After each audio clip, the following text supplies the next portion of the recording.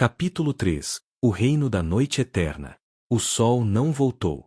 Nos primeiros dias após a morte da Imperatriz Ametista, o povo de In acendeu fogueiras. Eles rezavam para a donzela feita de luz, acreditando que o eclipse era um teste temporário. Eles queimaram incenso de sândalo e ofereceram bolos de arroz nos templos de Jade. Mas Men, agora coroado como o imperador da Pedra de Sangue, proibiu o fogo. O fogo é uma mentira, decretou ele do trono de obsidiana que mandara esculpir sobre os ossos de sua irmã. O fogo tenta imitar o sol morto. Aceitem a verdade. Aceitem o escuro. A cidade de In, outrora uma joia cintilante, transformou-se em uma necrópole. As torres de vidro verde agora pareciam dentes podres contra o céu negro. Sem luz solar, os jardins morreram. As flores de lótus murcharam, transformando-se em lodo cinzento. A fome chegou rápida e silenciosa, como um ladrão. Mas Men não sentia fome. A pedra negra o sustentava. Ele passava seus dias no grande templo, que ele havia profanado. As estátuas dos deuses antigos foram derrubadas e substituídas por monólitos de pedra oleosa trazidos de Sotórios e Achai. Ele fundou a Igreja da Sabedoria Estelar, e seus sacerdotes, os homens modificados por Kar, patrulhavam as ruas, não para manter a ordem, mas para coletar o dízimo. O dízimo não era ouro. Era carne. Men descobriu que a pedra tinha um apetite voraz. Ela exigia sofrimento para manter o portal aberto, para manter a barreira entre os mundos fina como papel de arroz. Tragam-me os sonhadores, ordenou Men a Kar. Aqueles que ainda lembram do sol. Kar trouxe poetas, astrônomos, mães. Eles foram levados para as masmorras do templo. Lá, Men realizava os rituais da verdade. Ele não os matava rapidamente. A morte rápida era um desperdício. Ele prolongava a agonia, usando magia de sangue para mantê-los conscientes enquanto sua pele era removida, enquanto seus olhos eram devorados. O grito de uma vítima alimentava a pedra por 1 hora. O desespero de uma mãe alimentava-a por um dia. E quando os corpos não serviam mais para a dor, eles serviam para a fome da cidade. Men instituiu os banquetes da carne.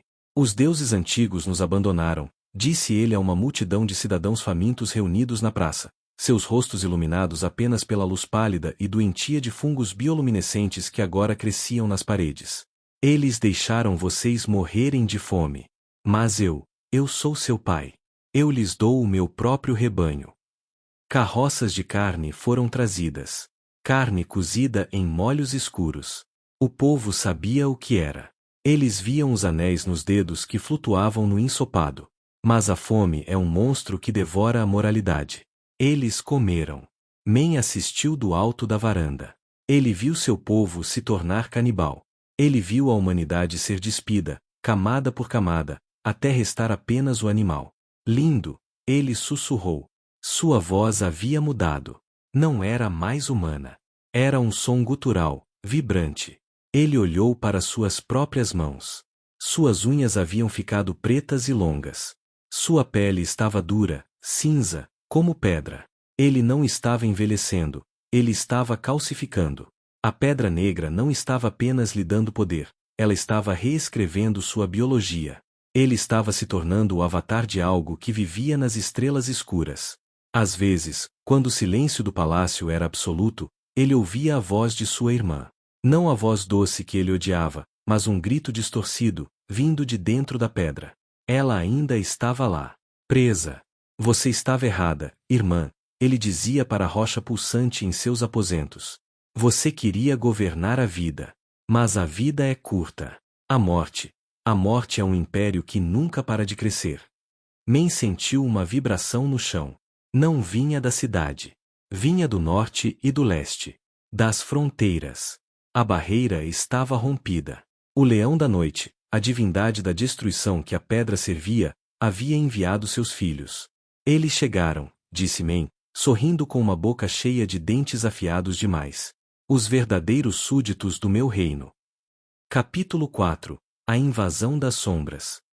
Os 5 fortes eram a maravilha do mundo. Muralhas de pedra negra fundida, com 300 metros de altura, construídas eras antes para manter os demônios longe dos reinos dos homens. Eles eram guarnecidos por 10.000 guerreiros de elite, os escudos de Jade. Mas muralhas são inúteis quando o porteiro é o inimigo. Men viajou para o forte central em uma liteira carregada por escravos cegos. Ele não levou um exército para reforçar a guarnição. Ele levou seus sacerdotes da sabedoria estelar. O comandante dos fortes, um homem leal chamado Uk, recebeu o imperador com medo. Sua graça imperial, disse Uk, ajoelhando-se. A escuridão, a coisa se movendo no deserto cinzento. Sombras. Elas não sangram quando as flechas as atingem. Eu sei, disse Men, descendo da liteira. O ar ao redor dele era gelado. Eu as chamei. Uk levantou os olhos, horrorizado. O quê? Men tocou a testa de Uk. A pele do comandante ficou preta instantaneamente, necrosada pelo toque do imperador. Uk caiu, morto, seu rosto congelado em um grito silencioso. Abram os portões, ordenou Men aos seus sacerdotes. Os portões titânicos dos 5 fortes, que nunca haviam sido abertos para o norte, rangeram. As dobradiças, não lubrificadas há séculos, gritaram como almas penadas. E eles entraram. Não eram caminhantes brancos de gelo, como os que viriam milênios depois em Westeros. Eram os demônios do Leão da Noite.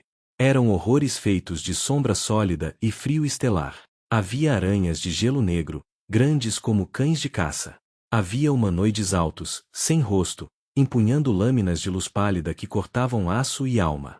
Havia shrieks, criaturas meio lagarto, meio pássaro, que guinchavam a canção da loucura.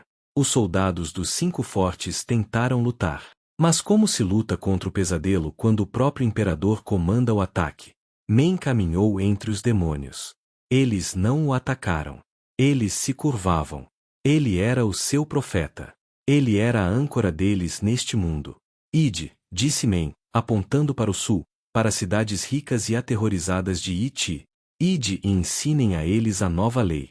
A carne é fraca. A escuridão é forte. O massacre que se seguiu foi indescritível. As cidades ao longo do rio Siwong foram varridas. Não houve sobreviventes para fugir, apenas corpos deixados para serem reanimados como escravos da sombra.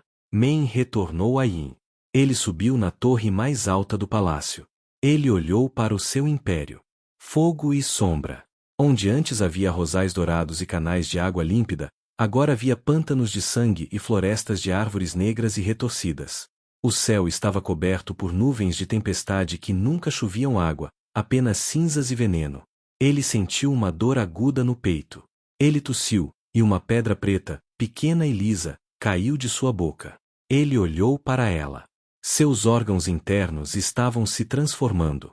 Ele estava deixando de ser homem. A pedra negra estava consumindo-o de dentro para fora, substituindo suas entranhas por minério estelar. Ele não se importou. Ele riu.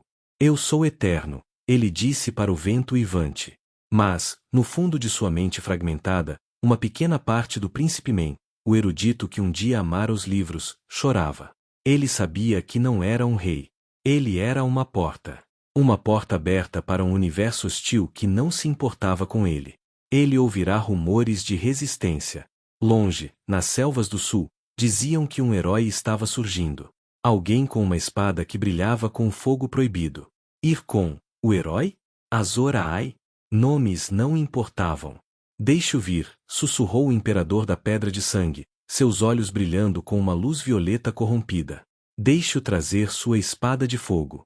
Eu apagarei a chama dele com o sangue do mundo inteiro. A longa noite não era apenas uma estação. Era uma guerra pela própria existência da luz. E Men estava determinado a vencer, mesmo que isso significasse governar um cemitério do tamanho de um planeta.